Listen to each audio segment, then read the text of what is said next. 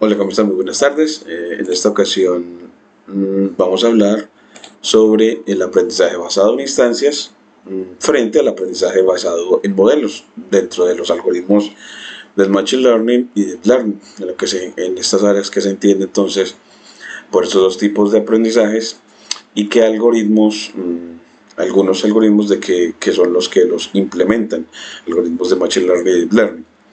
Entonces aquí siempre revisamos de que no nos quede el sonido mal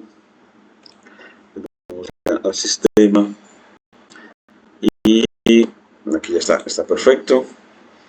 Y ahora sí, pues entonces sobre el aprendizaje basado en instancias y frente al aprendizaje basado en modelos, Guerón nos dice que otra forma de clasificar los sistemas de aprendizaje automático es seguir su generalización. Bueno, es según su generalización, es decir, la mayoría de las tareas de aprendizaje automático consisten en realizar predicciones.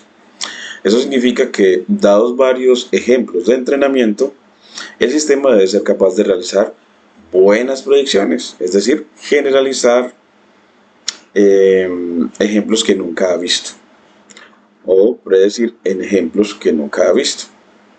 Contar con una buena medición de rendimiento en los datos de entrenamiento es bueno, pero insuficiente, puesto que el verdadero objetivo es obtener un buen rendimiento en datos nuevos o instancias nuevas. Existen dos enfoques principales para la generalización: el aprendizaje basado en instancias y el aprendizaje basado en modelos. En cuanto al aprendizaje basado en instancias, posiblemente es la forma más sencilla de aprendizaje. Bueno, es posiblemente la forma más sencilla de aprendizaje sea simplemente memorizar. Si se crea un filtro de spam de esta manera, este simplemente marcaría todos los correos electrónicos idénticos a los que ya han sido marcados por los usuarios. No es la peor solución, pero ciertamente no la mejor. En lugar de marcar solo los correos electrónicos idénticos a los correos electrónicos de spam conocidos, el filtro de spam podría programarse para que también marque los correos electrónicos muy similares a los correos electrónicos de spam conocidos. Esto requiere una medida de similitud entre los correos electrónicos. Una medida de similitud muy básica entre los correos electrónicos podría ser contar el número de palabras que tienen en común. El sistema marcaría un correo electrónico como spam si tiene muchas palabras en común con un correo electrónico spam conocido o indeseado conocido. Esto se denomina aprendizaje basado en instancias. El sistema memoriza los ejemplos y luego los generaliza a nuevos casos utilizando una medida de similitud para compararlos con los ejemplos aprendidos o un subconjunto de ellos. Por ejemplo, en la figura 1.15, la nueva instancia se clasifica como un triángulo porque la mayoría de las instancias más similares pertenecen a esa clase. Entonces miren que acá la nueva instancia la clasifican como un triángulo porque se parece más que a un cuadrado. Entonces aquí vemos este gráfico de bidimensional de un future o una propiedad contra otra, una propiedad 1 contra una propiedad 2, en la que vemos datos, unos de triángulo y otros cuadrados, y clasifican esta como triángulo porque se parece más a los triángulos que a los cuadrados. Entonces a esto le llamamos entonces aprendizaje basado en instancias o instant based learning, y en este ejemplo podemos considerar la clase de un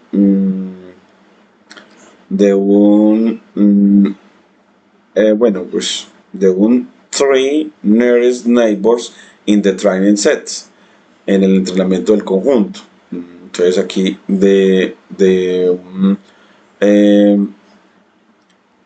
unos vecinos más cercanos, en realidad de los tres vecinos más cercanos, compara la nueva instancia con los tres vecinos más cercanos. Como en este caso, esa nueva instancia, new instance, la compararon con un cuadrado y dos triángulos. Se parece más a dos triángulos, entonces la clasifican como triángulo. Entonces aquí ese es un three nearest neighbors, es decir, un algoritmo de tres vecinos más cercanos, los tres vecinos más cercanos, the three nearest neighbors. Nearest neighbors. Bueno, y el aprendizaje basado en instancias suele ser eficaz con conjuntos de datos pequeños, especialmente si los datos cambian constantemente, pero no es muy escalable, no aplicable pues para otros contextos. Requiere implementar una copia completa del conjunto de entrenamiento en producción, realizar predicciones, requiere buscar instancias similares, lo que puede ser bastante lento y no funciona bien en datos de alta dimensión como imágenes. El aprendizaje basado en modelos, veamos ahora si ya el aprendizaje ya no por instancias, sino por modelos, y un flujo de trabajo típico de aprendizaje automático. Tenemos como un flujo adicional de aprendizaje o de ejemplos de un aprendizaje basado en modelos. Entonces nos dice que otra forma de generalizar a partir de un conjunto de ejemplos es construir un modelo de estos ejemplos y luego usarlo para hacer predicciones. Esto se denomina aprendizaje basado en modelos. Aquí ya, y vemos el ejemplo. Aquí construimos entonces un modelo que separa la clase de los triángulos de la clase de los cuadrados, y entonces ya el modelo es capaz de, al existir este modelo separador de una clase de otra, la nueva instancia la clasifica dentro de los triángulos porque quedó o está ubicada de acuerdo al modelo en el lado o la región de los triángulos. Entonces, eso es un ejemplo gráfico de aprendizaje basado en modelos o Model-Based Learning. Por ejemplo, supongamos que quieres saber si el dinero hace feliz a la gente. Así de que descarga los datos del índice para una vida mejor del sitio web de la OCDE y las estadísticas del Banco Mundial sobre el Producto Interno Bruto o PIB per cápita. Luego, unes las tablas y las ordenas por PIB per cápita. Eso lo vemos aquí en la tabla 1, que muestra un extracto de lo que obtienes. Entonces aquí tenemos el país, el ingreso per cápita y el nivel de satisfacción con la vida. Does money take people happier? Es decir, como ¿será que el dinero hace felices a las personas? Y nos muestra que para un ingreso per cápita de 28, el nivel de satisfacción es de 5,5, mientras que para Hungría, un ingreso per cápita mayor a 31 ya tiene un mejor nivel de satisfacción de 5,6. Y pasa a 6,5 cuando en Francia tenemos un ingreso per cápita ya no de 31, sino de 42. Entonces dejará mostrar como que la satisfacción con la vida también tiene que ver con el ingreso que tenemos. Entonces grafiquemos estos datos para confirmarlo. Entonces importamos Matplotlib, NumPy y Pandas, y de sklearn del módulo Linear Model a Linear Regression. Entonces importamos estas librerías. Luego le damos la ruta para ir a la página de Geron y a la página de Geron de datos en crudo y que tome de ellos a livesat livesat.csv leídos con la función read_csv de Pandas, y él nos lo trae, aquí nos lo muestra en DataFrame, donde nos muestra los datos con país, ingreso per cápita y life satisfaction, o la satisfacción con la vida. Y luego convertimos en predictores X a LifeSat GPD per cápita, es decir, el ingreso per cápita va a ser como arreglo de NumPy por el atributo values, nos va a dar entonces los predictores, y la variable objetivo va a ser LifeSat life satisfaction.values, el arreglo de NumPy de el nivel de satisfacción con la vida.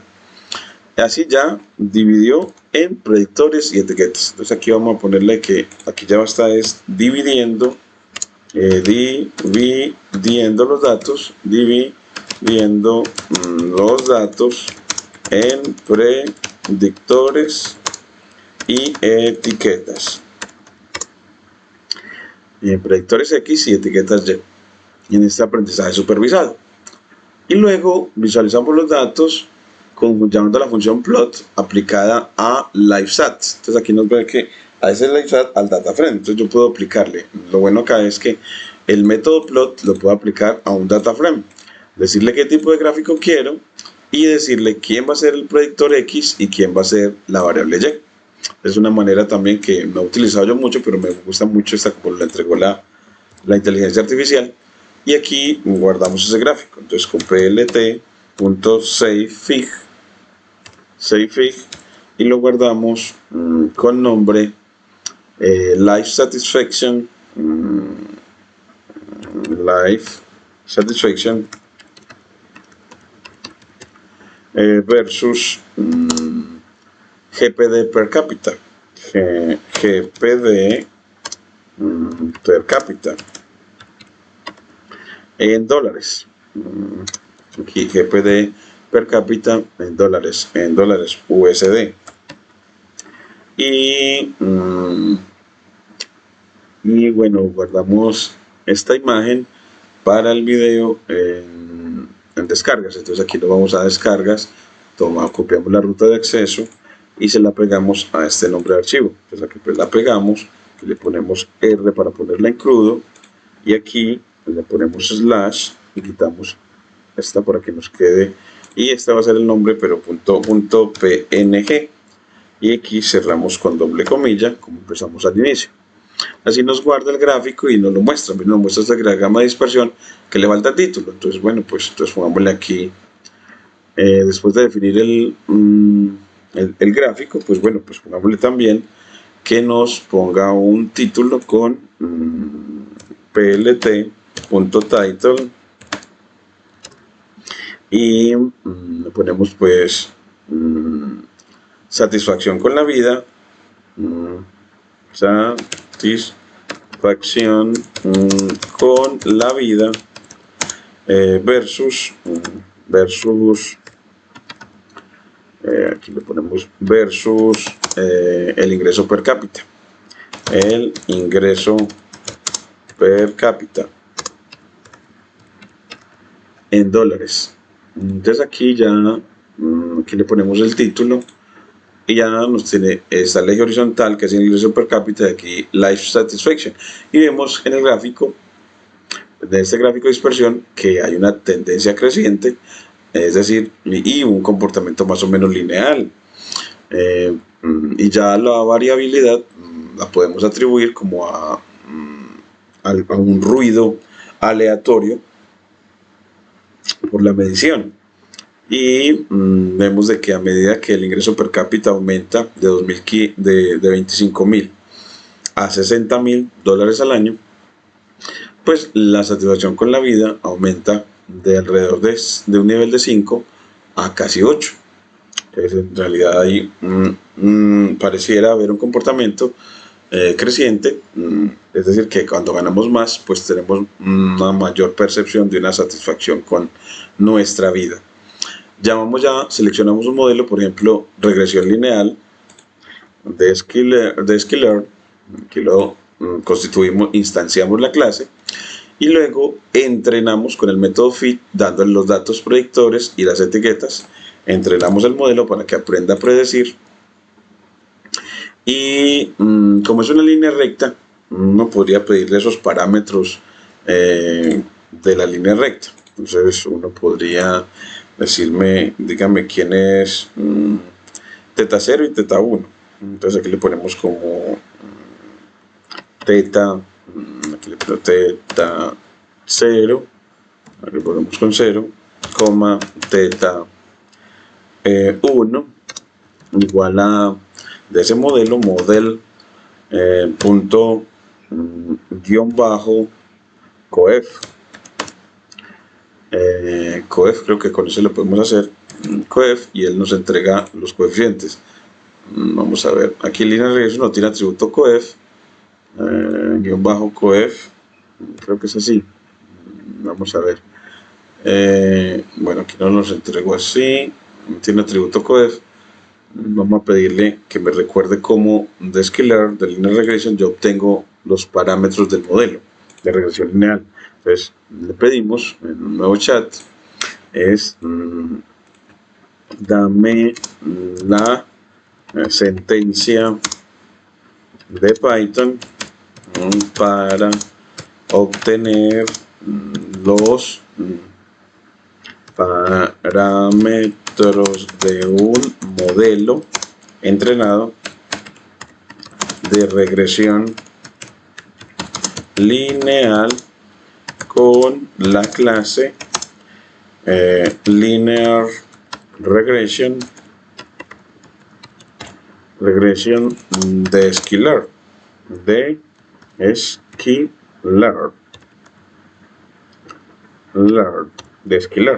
Vamos a ver que nos diga cómo es que se obtiene, porque no me acuerdo, siempre recordar, bueno, cómo es que no podemos obtener cuando él entrena un modelo esos parámetros que él entrenó, que él halló, que son los que definen el modelo con el que va a hacer predicciones. En este aprendizaje basado en modelos, después de haber presentado el aprendizaje basado en instancias. Aquí parece que está lentico, control C.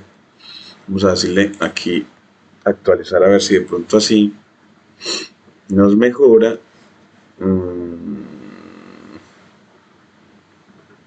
Pero podemos, mientras tanto, este es coef, creo que es un atributo coef, vamos a ver si así, tampoco, creo que es model.coef,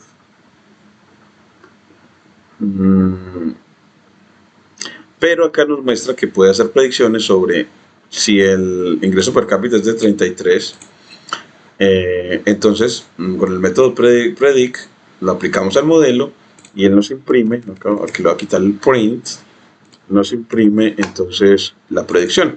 Nos dice, bueno, pues entonces el nivel de satisfacción para un ingreso per cápita de $33,412 es de nivel 6, nivel de muy bueno. Entonces parece haber una tendencia, aunque los datos son ruidosos, es decir, parcialmente aleatorios. Parece que la satisfacción con la vida aumenta de forma más o menos lineal a medida que aumenta el PIB per cápita del país. Por lo tanto, modelar la satisfacción con la vida como una función lineal del PIB per cápita asume cualquier desviación de esta línea, que es simplemente un ruido aleatorio. Y bueno, después de que uno hace predicciones, a mí también me gusta uno graficar los datos que tenía con el modelo. Entonces uno se va a los datos que tenía, que son estos. Se va a estos. Entonces lo toma. Control C. Y aquí lo ponemos en esta nueva línea. Entonces los datos. Los visualiza. Pero aquí le agrega ya el modelo. Entonces ahora sí ya le ponemos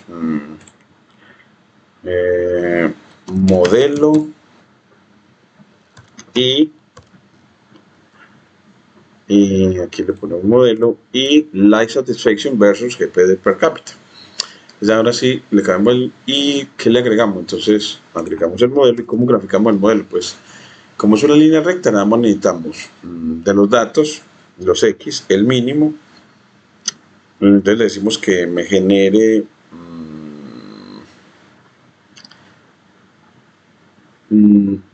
pues vamos a ponerle con plt.plot y vamos a graficar la línea recta que va del np.min de los X, de los ingresos per cápita,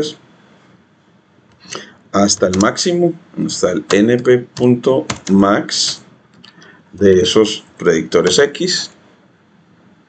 Eso en una lista de Python. Entonces, una lista de Python de las abscisas de los dos puntos que vamos a graficar. Y luego le damos una lista de Python de las ordenadas. ¿Y cómo hallamos las ordenadas? Pues de este mínimo y de este máximo lo evaluamos en el modelo. Entonces aquí le ponemos model.predict con el método predict y lo aplicamos a ese mínimo y ese máximo. Entonces aquí model.predict evaluado en ese máximo y ese mínimo. Entonces aquí este mínimo, control C, lo ponemos entonces acá y aquí también, pero ya le cambiamos a max.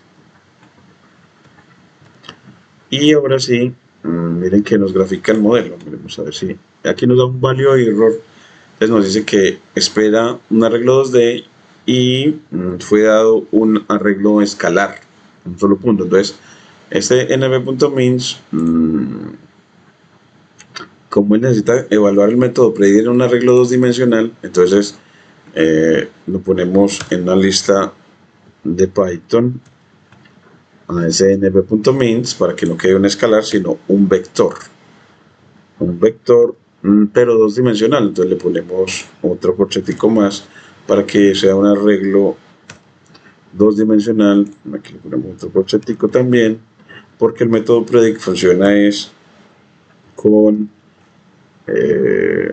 aquí nos quedó rojo, np.max predict, creo que es que acá esta lista, aquí en este np.max, las dos acá.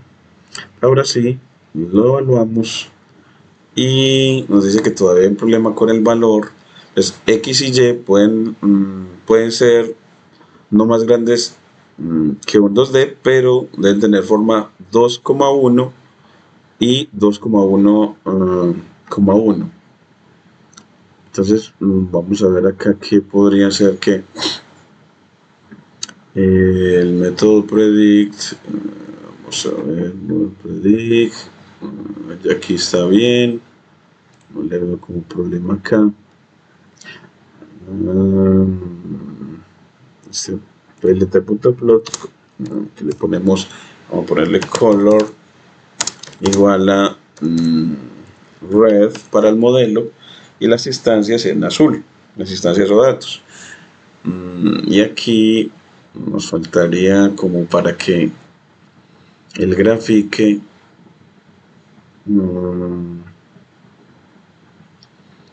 vamos a calcular a ver qué es lo que le está pasando cuando le decimos np.min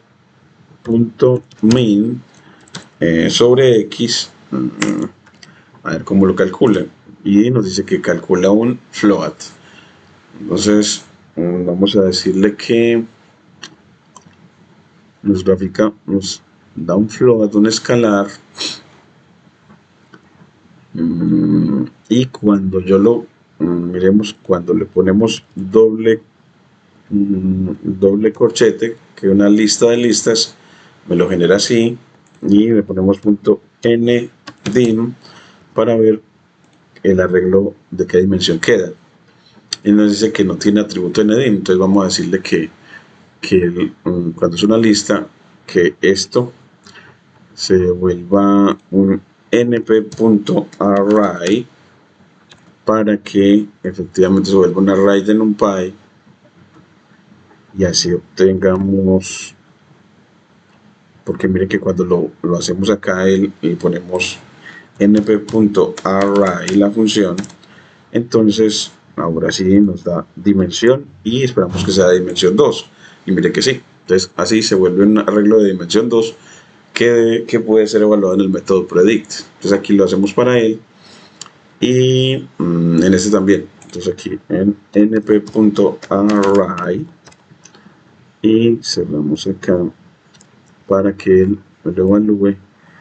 Y aquí todavía no genera, pero x y y deben de tener no ser más grandes que un arreglo 2-dimensional, pero la forma que tienen es 2, y 2,1,1. Entonces tenemos un problema con la dimensión. Entonces vamos a ver si lo corregimos el código para que efectivamente nos grafique bien. Y vamos a primero preguntarle que nos corrija bien este código. Control C. Y voy a decir, corrígeme el siguiente código para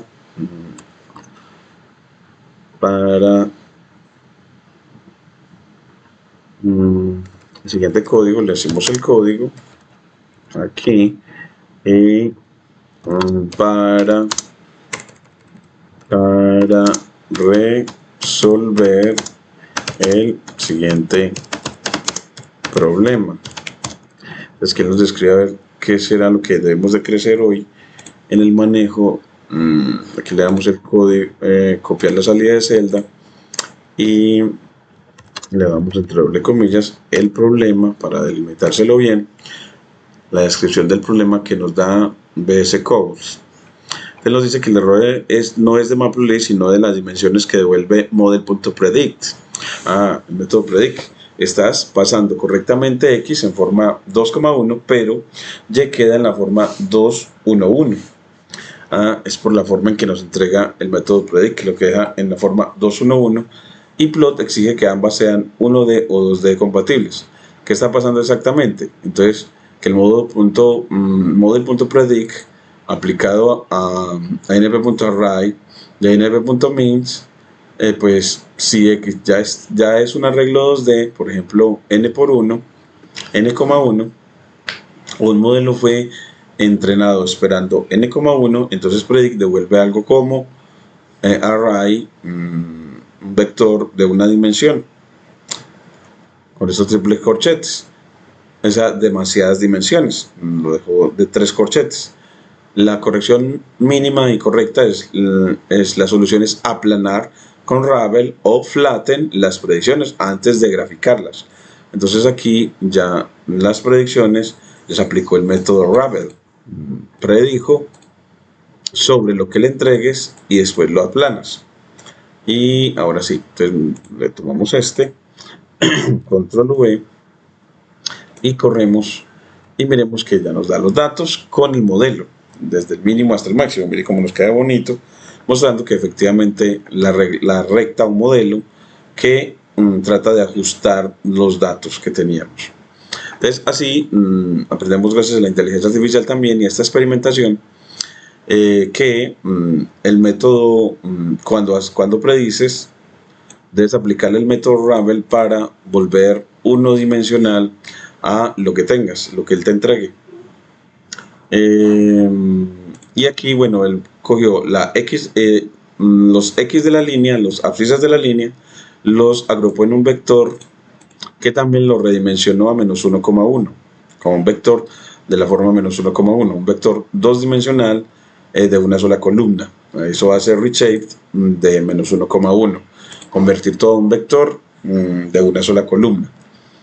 Y así ya la X-line contra Y-line, y la Y-line que es aplicar predicción a X-line y después aplanarlo. El Y-line ya es un arreglo aplanado para que plot si lo trabaje con X-line aplanado y Y-line que es un arreglo ya aplanado rojito.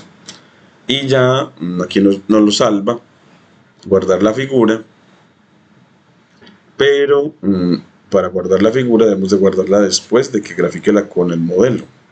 Entonces aquí le vamos a poner control X y lo ponemos acá después de que nos incluya el modelo para poder que nos quede completico. Ahora sí, nos quedó el modelo ya hecho. Entonces parece haber entonces, como vimos en los puntos, aunque los datos son ruidosos, es decir, parcialmente aleatorios, parece que la satisfacción con la vida aumenta de forma más o menos lineal a medida que aumenta el PIB per cápita del país. Por lo tanto, el científico decide modelar la satisfacción con la vida como una función lineal del PIB per cápita y asume que cualquier desviación de esa línea es simplemente ruido aleatorio. Entonces que ya asumimos que lo otro que se desvía de la línea recta es por efectos de ruido aleatorio. Este paso se denomina selección del modelo y se seleccionó pues un modelo lineal de satisfacción con la vida con un solo atributo, el PIB per cápita. Entonces la ecuación es life satisfaction es igual a θ1 más θ1 por GPD per cápita. Es decir, una línea dependiente θ1 y intersectó en el origen θ0. Aquí los puse de dos maneras. Una, en lenguaje LaTeX, en la que dentro de text no ponemos guión bajo. Life satisfaction. Entonces así, life satisfaction es función de θ0 y θ1 por GPD per cápita. Y aprendimos de que cuando estamos trabajando en Visual Studio Code, MathJack que edita el lenguaje LaTeX, no admite que dentro del entorno TeX estén subguiones. Entonces aquí va Live Satisfaction sin subguión. Y aquí ya, otra manera de que haya subguión es con MAD-RM. Ahí sí se admite subguión si le pones /guión bajo. Y así, con MAD-RM y /guión bajo, sí te admite que puedas visualizar Live Satisfaction con separación en guión bajo. Y GPD per cápita con separación en guión bajo. Entonces así hacemos esta nota que hemos también visto gracias a la inteligencia artificial ChatGPT de mejorar nuestra renderización y nuestra edición de expresiones matemáticas con lenguaje LaTeX utilizando MathJack en líneas Markdown. Este modelo tiene dos parámetros entonces, θ0 y θ1, y al ajustar estos parámetros puede lograr que su modelo represente cualquier función lineal, como se muestra en la figura 1.18. En este caso es como si el científico trazara diferentes rectas, esta verde, esta azul y esta roja, todas con parámetros θ0 y θ1 diferentes. La verde con θ0 de 10 y θ1 de menos 9 por 10 a la menos 5. Esta del azul con θ0 de 3 y θ1 de 8 por 10 a la menos 5, y la roja de θ0 de 4,2 y θ1 de 0, es decir, una recta dependiente 0. Y antes de poder usar un modelo, necesita definir los valores de los parámetros θ0, intersecto en el origen o término de sesgo, y θ1 pendiente de la recta. ¿Y cómo puede saber qué valores harán que su modelo tenga un mejor rendimiento? Pues para responder a esta pregunta necesita especificar una medida de rendimiento, y para definir una función de utilidad o función de aptitud o función de rendimiento que mida la calidad de su modelo, o una función de costo, también conocida como función de pérdida, que mide su calidad. Y para problemas de regresión lineal se suele usar una función de costo que mide la distancia entre las predicciones del modelo y los ejemplos de entrenamiento. El objetivo es minimizar esta distancia, esa distancia euclidiana que en el plano es la norma de la diferencia, que eso se halla con la raíz cuadrada de la suma de los cuadrados de las diferencias de las abscisas, la norma de la diferencia de los vectores. Y para problemas de regresión entonces lineal se suele usar una función de costo que mide la distancia entre las predicciones del modelo lineal y los ejemplos de entrenamiento. El objetivo es minimizar esa distancia. Aquí es donde entra en juego el algoritmo de regresión lineal. Se le introducen los ejemplos de entrenamiento y este encuentra los parámetros que hacen que el modelo lineal se ajuste mejor a los datos. Esto se denomina entonces entrenamiento del modelo. En nuestro caso, el algoritmo encuentra que los valores óptimos de parámetros son θ0 igual a 3.75 y θ1 de 6.78 por 10 a la menos 5. De forma confusa, la palabra modelo puede referirse a un tipo de modelo, regresión lineal, o a una arquitectura del modelo completamente especificada, por ejemplo, regresión lineal con una entrada y una salida, o al modelo final entrenado, listo para usarse en predicciones, como regresión lineal con una entrada y una salida, utilizando θ0 de 3.75 y θ1 de 6.78 por 10 a la menos 5. La selección del modelo consiste en elegir el tipo de modelo y especificar completamente su arquitectura. A eso se le llama selección del modelo. Elegir el tipo de modelo y especificar completamente su arquitectura. Entrenar un modelo significa ejecutar un algoritmo para encontrar los parámetros del modelo que mejor se ajusten a los datos de entrenamiento y con suerte realizar buenas predicciones con los nuevos datos. Ahora, el modelo se ajusta a los datos de entrenamiento lo más fielmente posible para un modelo lineal, como se puede ver en la figura 1.19. Entonces aquí ya vemos los datos con el modelo que se ajusta, que vemos que ya vemos una recta que mejor aglomera o representa la tendencia de los datos. Y aquí nos muestra como los parámetros de esta recta, y el eje Y con Life Satisfaction o satisfacción con la vida, y el eje horizontal con GPD per cápita o el ingreso per cápita, que se mueve en un rango de $25.000 a $60.000. Y así tenemos un modelo lineal que es que ha sido entrenado o es el mejor entrenado, es the fit the training data best, o el mejor entrenamiento de datos, o el mejor ajuste de los datos. Finalmente está listo para ejecutar el modelo y hacer predicciones. Por ejemplo, supongamos que quiere saber qué tan felices son los puertorriqueños y los datos de la OCDE no tienen la respuesta, no tienen para los puertorriqueños. Afortunadamente usted consulta el ingreso per cápita de los puertorriqueños y lo ingresa en este modelo, y luego aplica el modelo para descubrir cuál es la satisfacción con la vida. Probablemente se le va a ubicar entonces alrededor de 3.75 más 33 por 3.42 por 6.78 por 10 a la menos 5 y le da un 6.02. Es decir que si nosotros a este model le aplicamos predict y le aplicamos entonces en arreglos de un ingreso per cápita de 33.442, $33,000, 442, él nos predice, evalúa y nos da una satisfacción de la vida de 6.01, así como aparece acá, que si lo redondeamos aquí, np.rounds, y lo redondeamos a dos cifras decimales, dos cifras significativas, nos da ese 6.02 que aquí nos aparecía en la leyenda. Y para abrir en el apetito, el ejemplo 1.1 muestra el código Python que carga los datos. Separa las entradas X de las entradas Y, crea un diagrama de dispersión para la visualización y luego entra en un modelo lineal y realiza una predicción como vimos antes. Entonces aquí viene ese ejemplo de entrenamiento y ejecución del modelo lineal con Sklearn. Entrenamos las librerías Matplotlib, NumPy, Pandas y Sklearn. Obtenemos los datos de satisfacción de la vida en términos del ingreso per cápita para algunos países como Rusia, Grecia, Turquía, Hungría, Portugal, Polonia, Estonia, España y Eslovenia. Y aquí dividió en entrenamiento y testeo como arreglo de NumPy utilizando el atributo values y visualizó los datos, y aquí abajito entrenó el modelo y aquí hizo predicciones sobre un nuevo dato para dar el 6.02 que hemos visto antes.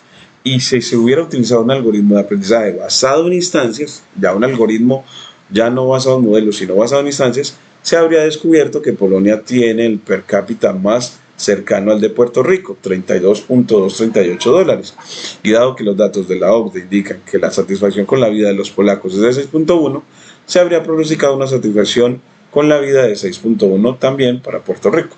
Entonces, que si hubiéramos razonado no por modelos sino por instancias, con el algoritmo de cabecinos más cercanos de un cabecino más cercano, entonces hubiéramos obtenido un valor muy cercano al anterior.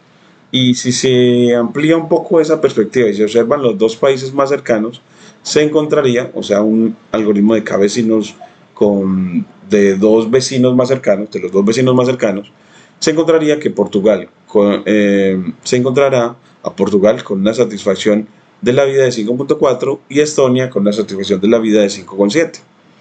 Y al promediar estos tres valores, el de Polonia, el de Portugal y el de Estonia, nos daría 5.73, un valor ligeramente inferior a la predicción basada en el modelo. Entonces así, por instancias, siempre a veces hay diferencias. Entonces, este sencillo algoritmo se denomina regresión de tres vecinos más cercanos o k-vecinos más cercanos, en ese ejemplo para k igual 3, y reemplazar el modelo de regresión lineal por una regresión de k-vecinos más cercanos en un código anterior es tan sencillo como reemplazar esas tres líneas. Entonces, para cambiar el modelo, usted simplemente cambia de Sklearn Linear Model, la clase Linear Regression, y instancia el modelo así, lo cambia mejor por K-Neighbor Regressor, que eso te lo da de Sklearn del módulo Neighbors, la clase CanNeighborRegressor para un regresor, porque queremos predecir es nivel de satisfacción de vida, que es un valor, un trabajo de regresión.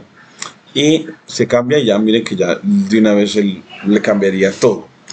Y este para 3, mire que si yo le digo para los de Puerto Rico, le digo que para este model predict, para, y aquí lo pones 2-dimensional, o sea, una lista de listas. Entonces le das 33 teníamos era 33.442.8, 33.442.8. Este 33.000 a veces lo ponemos así con un guión bajo y él nos predice not fit error. Aquí nos dice que this CanNeighbors instance is not fitting yet. Llamar fit con appropriate argumentos before using this. Bueno, entonces después de que uno lo instanció hay que entrenarlo. Entonces, bueno, pues primero lo entrenas, model, y lo model.fit con el método fit, y le das los valores x y y para que él pueda entrenar. Y cuando lo entrenas, ahí sí le pides que predica. Y cuando predice, mire que te da el 5.33 de la leyenda. Y siempre hay que escoger el modelo y luego entrenarlo para luego predecir. Si todo va bien, su modelo realizará buenas predicciones. De lo contrario, podrá necesitar usar más atributos. Aquí lo podemos poner, y si lo ponemos con CanNeighbor en 1 para del vecino más cercano, miren que ya la predicción es de 6.1, como nos había dicho la leyenda. De lo contrario, podría necesitar usar más atributos. Entonces, si todo sale bien, su modelo realizará buenas predicciones. De lo contrario, podría necesitar usar más atributos, tasa de empleo, salud, para predecir la satisfacción con la vida, la contaminación atmosférica, y obtener más datos de entrenamiento o de mejor calidad, o quizás seleccionar un modelo más potente, por ejemplo, un modelo de regresión polinómica. En resumen, hemos estudiado los datos, seleccionamos el modelo, lo entrenamos con los datos de entrenamiento, es decir, el algoritmo de aprendizaje buscó los valores de los parámetros del modelo que minimizan una función de costo. Finalmente, aplicó un modelo para realizar predicciones en nuevos casos. Esto se denomina inferencia, con la esperanza de que este modelo se generalice correctamente. Así, es un proyecto típico de aprendizaje automático. Y en el capítulo 2 del libro de Guéron, del nuevo libro de Guéron, con PyTorch, experimentarás esto de primera mano al analizar un proyecto de principio a fin. Hemos analizado así varias categorías de sistemas de aprendizaje automático, o ML, pero este campo abarca más. Por ejemplo, el aprendizaje conjunto implica entrenar múltiples modelos y combinar sus predicciones individuales para obtener predicciones mejoradas. Eso lo veremos en el capítulo 6. Y el aprendizaje federado es un enfoque descentralizado donde los modelos se entrenan en múltiples dispositivos, por ejemplo, smartphone, y se adaptan a un usuario sin intercambiar datos, sin procesar, protegiendo así su privacidad. El metaaprendizaje es un enfoque de aprendizaje donde los modelos aprenden a realizar nuevas tareas rápidamente con los datos mínimos. Y la lista continúa. Y la figura 1.20 resume las diversas clasificaciones de sistemas de aprendizaje automático que hemos analizado hasta ahora. Entonces tenemos los paradigmas de aprendizaje, que son supervisado, autosupervisado, semisupervisado, no supervisado y por refuerzo. Las tareas usualmente en Machine Learning son regresión, clasificación, agrupamiento, clustering, reducción de dimensionalidad, detección de anomalías y detección de novedades. Y el entrenamiento se hace o por lotes o batch o de manera online, y el modelamiento se hace basado en instancias o basado en modelos, como vimos en este video. Y hay otros tipos de Machine Learning que son por transferencia, por ensamble, federados y meta. Aquí lo llamamos como, lo llamó Guéron como el metaaprendizaje. Entonces vamos a ponerle aquí el metaaprendizaje, lo ponemos aquí. El metaaprendizaje, aquí le ponemos entre doble asterisco para que nos quede en negrilla. Entonces está el metaaprendizaje y aquí está el aprendizaje conjunto. Entonces aquí le ponemos también el aprendizaje conjunto, entre otros. Ahí lo vamos como resaltando más. El aprendizaje en conjunto, entre otros. Y así hemos cubierto mucho terreno hasta ahora. Ahora sabes qué es realmente el aprendizaje automático, por qué es útil, cuáles son algunas de sus categorías más comunes de sistema de aprendizaje automático y cómo un flujo de trabajo típico y cómo es un flujo de trabajo típico de un proyecto. Entonces hemos logrado mucho hasta ahora, gracias a Querón, y ahora veamos qué puede fallar en el aprendizaje e impedirte realizar predicciones. ¿Qué puede fallar en el aprendizaje